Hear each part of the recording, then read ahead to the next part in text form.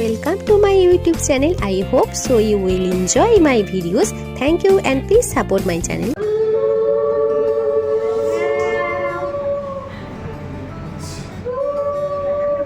আমার সন্তান যেন থাকে, ভাতটা খেতে যেন পায়, যেন দুধে খাওয়ায় ওকে, সন্তানগুলো যেন দুধে ভাতে থাকে। দুধে ভাতে থাকে। এখন পমফ্রেট দেওয়া হচ্ছে, চিংড়ি দেওয়া হচ্ছে, চিকেন দেওয়া হচ্ছে, ঠিক আছে।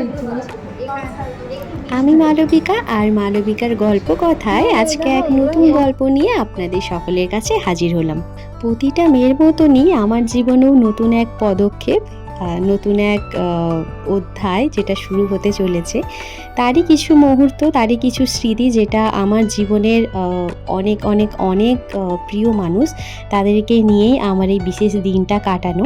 তো আমাদের সাথে আমাদের আর এক বান্ধবী, ওরও ছিল সামনে বিয়ে। তো যদিও আমার বিয়ের ডেটের থেকে অনেকটা পরে, কিন্তু সবসময় তো সবার সাথে দেখা সাক্ষাৎ হবে সেই ব্যাপারটা হয় না, তাই একসাথেই দুজনের আইবুড়ো ভাত সেটা হচ্ছে সেরে ফেলা হয়, যেটা আমাদের এই গ্রুপ সবাই মিলে একটা আয়োজন করে থাকে।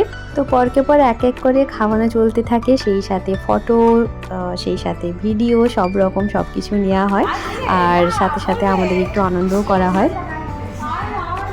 মানে কি আর বলবো, এদেরকে নিয়ে সবাই এত মজা করছে যে দেখেই একদম মনটা ভরে গেল। তো যদিও বা সেরকমই খুব একটা প্ল্যান ছিল না, তবুও কিন্তু বলা যেতে পারে যে এটা আমার ডেস্টিনেশন আইবুড়ো ভাত হয়ে গেল। যখন মন্দারমণি গেছিলাম আর ঘুরতে যাওয়ারই প্ল্যানটা ছিল, তারপরে হুট করে ঠিক হলো যে ওখানে আইবুড়ো ভাত আমাকে আর আমার এই বান্ধবীকে দেয়া হবে। সত্যি কথা বলতে এই ছোট ছোট মুহূর্তগুলো, এই আনন্দের স্মৃতিগুলো আমাদের পরবর্তী জীবনে আমাদেরকে এগিয়ে নিয়ে যাওয়ার জন্য, আমাদের ভালো থাকার জন্য কিন্তু অনেক অনেক অনেকটাই কাজে লাগে। যখনই মন খারাপ হয়ে থাকবে তখনই এই সব স্মৃতি, এই সব ফটো ভিডিও দেখেই কিন্তু মনটা আমরা আমাদের ভালো করে নিতে পারি। তো এই ছিল আমার দিনটা, আর এইভাবেই হচ্ছে আনন্দ করে কেটে গেল। আমার অলরেডি মন্দারমণিতে ঘোরার যে ভিডিও, সেটা কিন্তু আমার ইউটিউব চ্যানেলে অলরেডি পোস্ট করা আছে, তো চাইলে কিন্তু আপনারা দেখতে পারেন। আর এই ভিডিওর সাথে আমি আমার বাকি যে আইবুড়ো ভাত, সেই পর্বগুলো আমি সাথে নিয়ে এসেছি, যেখানে আমার ফ্রেন্ডরা দিয়েছিল। আর একটা ছিল আমার ফ্রেন্ডের বাড়িতে, যেটা আমার স্কুল জীবনের বান্ধবী, ওর বাড়িতে আমি গেছিলাম, সেখানে আইবুড়ো ভাতটা হয়। আর তারপরে বাকিটা সেটা পরেই বলছি, আপনারা দেখতে থাকুন।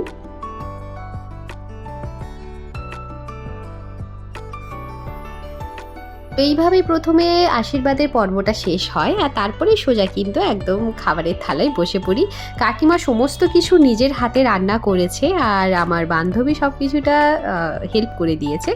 তো সুন্দর করে থালা সাজিয়ে দিল আমাকে, আর আমার তো দেখে এত ভালো লাগছিল। কাকিমার হাতে রান্না সত্যি ভীষণ সুন্দর, আমি গেলে কখনোই মিস করতে চাই না। তো ভীষণ ভালো ছিল। তো এরপর নেক্সট আমি আমার আরেকটা আইবুড়ো ভাতের পর্ব নিয়ে চলে এলাম। এটা হচ্ছে আমার মেশের আমার বান্ধবী বলাটা ঠিক হবে না, আমার বোনই বলা যেতে পারে। ওখানে তো সিনিয়র জুনিয়র সেরকম ব্যাপারটা ছিলই, বাট বয়সে পার্থক্য হলেও কিন্তু আমাদের মনের মিলটা যথেষ্ট ভালোই। তো এই যে আরেকজন, যার জন্য ওয়েট করে করে করে করে প্রায় বোধহয় 2 ঘন্টা মতন আমরা ওখানে বসে ওয়েট করেছিলাম, তারপরে এলো। আর আমরা তারপর টোটো করে সোজা এই বাবুমশাই রেস্তোরাঁতে চলে এলাম, যেটা হচ্ছে মেছাদায়। এর আগেও এই রেস্তোরাঁতে এসেছি, খাওয়া দাওয়া এতটাই ভালো যে আবার আসার জন্য ইচ্ছেটা হয়ে গেল। তো এটা আমার মেশের গ্রুপের মধ্যে দুজন, আরও দুজনের থাকার কথা ছিল, আমরা টোটাল 5 জন ছিলাম। তো একটা দিদির বিয়ে হয়ে গেছে, আর তার একটা ছোট বেবি আছে, সেই কারণের জন্য আসাটা সম্ভব হলো না। আর একজন কাজের সূত্রে বাইরে, সে তাই ছুটি নিয়ে আসতে পারলো না। তো এই দুজন মিলেই হচ্ছে সবটা আয়োজন করে। আর আমরা ওখানে পৌঁছে যাওয়ার পর এতটাই খিদে পাচ্ছিল যে প্রথমে একটু স্টার্টারে এইভাবে, এটা রেস্তোরাঁ থেকে ওরাই বলল যে আপনারা এটা একটু নিয়ে খেতে পারেন, ভালো লাগবে। সত্যিই কিন্তু ভালো ছিল, যদিও বা জিনিসটার নামটা এই মুহূর্তে মনে নেই, কারণ এটা অনেক আগের ভিডিও।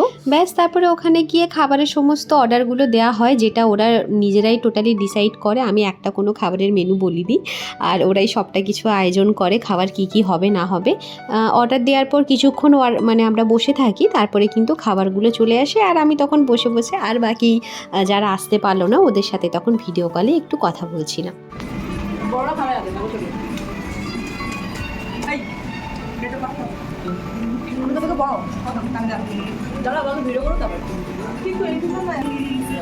ভগবান, এত খেলে আমি কি আর রোগা হবো? রোগা হওয়ার দরকার নেই।